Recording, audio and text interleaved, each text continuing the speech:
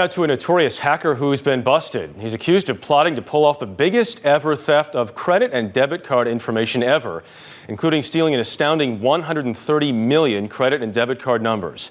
And he's reportedly a former government informant.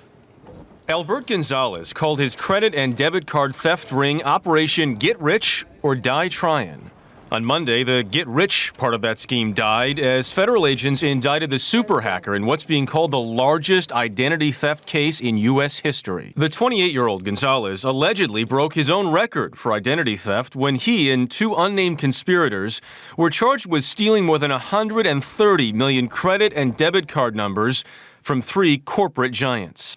Ironically, Gonzalez had helped the government hunt hackers for a time until it was found he was working with and tipping off the criminals he was supposed to expose.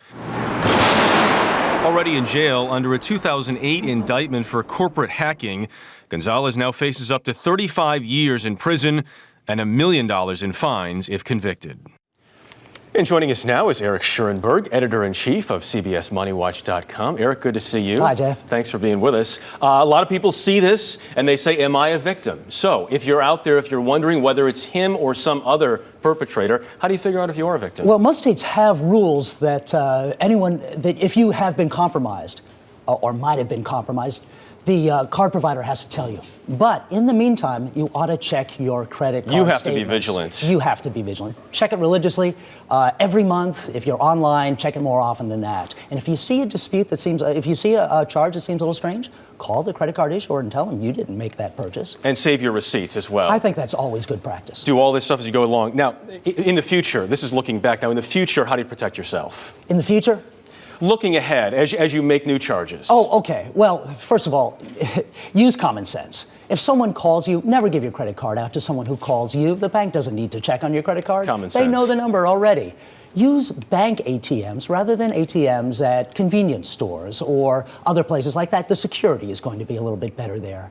And finally, when you shop online and use your credit card, make sure that the website is secure. And you can tell because there's HTTPS at the beginning of the URL. Right, that's a very big one. Make sure that S is on there. If people are deciding whether to use their debit card or credit card, what's better? Well, I think that there are plenty of good reasons to use a debit card. The chief one being that when you make a purchase, it doesn't add to your credit card balance. You don't have to pay interest on it. But that said, for fraud reasons, a credit card is a little bit safer. You have only a $50 liability, and a lot of credit cards offer even more protection than that, a zero liability policy. With debit cards, it's a little bit more complicated.